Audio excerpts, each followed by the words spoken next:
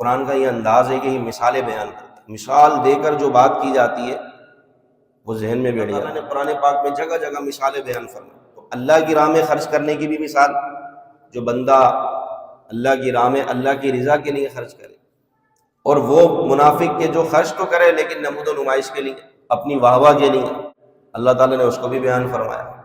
جو اللہ کی رضا کے لیے خرچ کرتا ہے، اپنے مال کو اللہ کی رضا چاہنے کے لیے خرچ کرتا ہے، اس کی مثال اس باغ کی طرح ہے کہ جو اونچی زمین پر بنا ہو، ایسا باغ ہو کہ جو اونچے ٹیلے پر ہو، یعنی جو زمین سے اوپر ہو، اٹھا ہوا، اور اس کو بارش پہنچے، اس کو بارش پہنچے تو وہ دگنے پھل لے کر، سارے پھل لے کر آئے، ہرا بھرا ہو جائے۔ اور اگر بارش نہ بھی پہنچے کہ اونچا بہت ہے تو اس کو پھوار، ہلکی ہلکی پھوار ہی کافی ہے کہ ہلکی پھوار پڑتی ہے، جب بھی وہ پھل دیتا ہے، جب بھی وہ سرسبز ہو جاتا ہے۔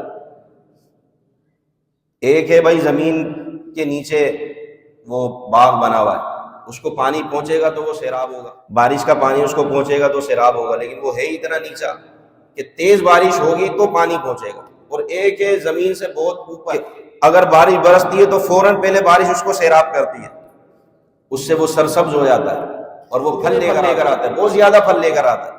اور اگر بارش نہ بھی ہو، ہلکی سی فوار بھی پڑے، تب بھی وہ سرسبز ہو جائے۔ مومن کے صدقہ کرنے کی مثال ہے، اگر وہ زیادہ خرچ کرے تو اللہ زیادہ اجر عطا فرماتا ہے۔ ایک روپیہ بھی خرچ کرے لیکن دل سے خرچ کرتا ہے، یہ بندہ ہے مومن، اللہ کی رضا کے لیے خرچ کرتا ہے، تب بھی اللہ تعالیٰ اس کو اجر عطا فرماتا ہے۔ یہ تو تھی مومن کے خرچ کرنے کی مثال۔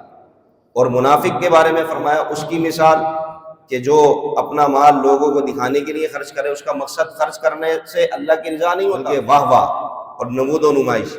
فرمایا کہ اس کی مثال ایسی ہے کہ جیسے ایک پتھر پہ گھر جمی ہو، ایک پتھر ہے، اس کے اوپر چکنا پتھر ہوتا نا، اس پہ مٹی جمی ہوئی، بارش آئی اور بارش نے آ کر اس مٹی کو بہا دیا، پتھر بالکل صاف اور شفاف ہو گیا، اس پر اب کوئی مٹی نہیں رک سکتی اور نہ ہی اس پتھر پر کوئی سبزہ اگ سکتا ہے۔ بارش آئی اور اس نے اس چکنے پتھر پہ جو مٹی اور گرد و غبار پڑا ہوا تھا اس کو صاف کر دیا، اب بارش سے اس کو کوئی فائدہ نہیں پہنچے گا، کیونکہ چکنے پتھر پر نہ کوئی سبزہ ہو سکتا ہے، نہ یہی مثال منافق کے خرچ کرنے کی ہے کہ وہ نمود و نمائش اور واہ کے لیے خرچ کرتا ہے تو اس کا اجر اللہ بالکل ضائع کر دیتا ہے، اس کو ذرہ برابر بھی ثواب نہیں ملتا، اور اس کا کیا ہوا صدقہ اس کو فائدہ نہیں دیتا۔ جس طرح وہ چکنے پتھر پر مٹی اس کو فائدہ نہیں دیتی، اور وہ پانی بارش کا آتا ہے اور وہ مٹی اور گرد و غبار بالکل صاف اور شفاف ہو جاتا ہے، وہ پتھر بالکل صاف ہو جاتا ہے، تو جس طرح وہ بارش کا پانی اس مٹی کو پتھر پہ بالکل باقی نہیں رہنے دیتا، تو منافق کا خرچ کیا ہوا صدقہ بھی اس کو کوئی فائدہ نہیں دیتا۔ اس کو جو نمود و نمائش کے لیے خرچ کرے، منافق کا صدقہ کا ہے۔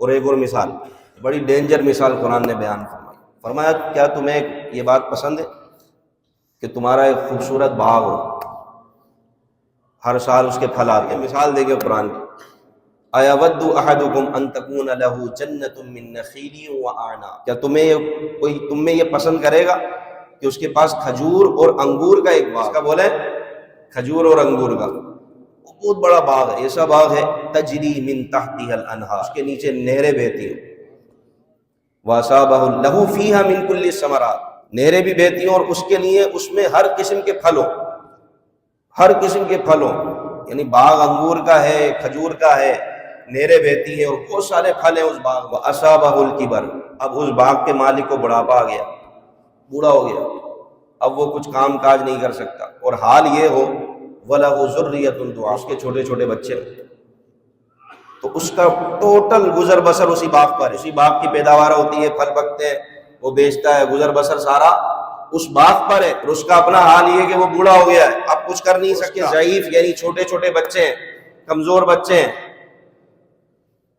فَأَصَابَهَا إِعْصَارٌ فِيهِ نَارٌ فَاحْتَرَقَتْ، پھر ایسے میں اس پر ایک بادل آئے جس سے آگ نکلے اور وہ آگ اس باغ کو پورا کا پورا جلا دے، فاحترقت، پورا کا پورا جلا دے، تو بتاؤ اس وقت تمہارا کیا حال ہے؟ وہ باغ ایک ہی تھا، بڑا خوبصورت باغ تھا، پھلدار باغ تھا، اور اس سے آمدنی بھی بہت زیادہ ہوتی. مالک کو بڑھاپا آ گیا، اب وہ کچھ کر نہیں سکتا، چھوٹے بچے ہیں، اس کے ساتھ اس کی اولاد ہے، سارا گزر بسر اسی باغ پر ہے. اتنے میں وہ باغ تباہ ہو جائے، برباد ہو جائے، اوپر سے آگ آئے اور اس کو جلا کر رکھ. اب اس کا اور کوئی سہارا نہیں تھا، اب اس کا اور کچھ نہیں تھا. کذالک یبین اللہ لکم الآیات لعلکم تتفکرون، اسی طرح اللہ تمہیں اپنی آیات بیان کرتا ہے تاکہ تم غور و فکر کرو. مالی کے کچھ بھی کر سکتا ہے، اللہ کی راہ میں دو تاکہ تمہارے مالوں کی حفاظت، یہ بیان کرنا مقصود ہے. آپ دیکھیں سمجھایا کتنا ڈیپلی جا کر قرآن. کسی کی اتنی ملکیت ہو، پراپرٹی ہو، جائیداد ہو، لیکن اس کا حال یہ کہ اب بڑھاپا آ گیا ہے اور اب اس کا کوئی سہارا بھی نہیں ہے بظاہر، یہی چیز ہے اس کا سہارا ہے، اور وہ بھی تباہ و برباد ہو جائے، کیا کر لو گے؟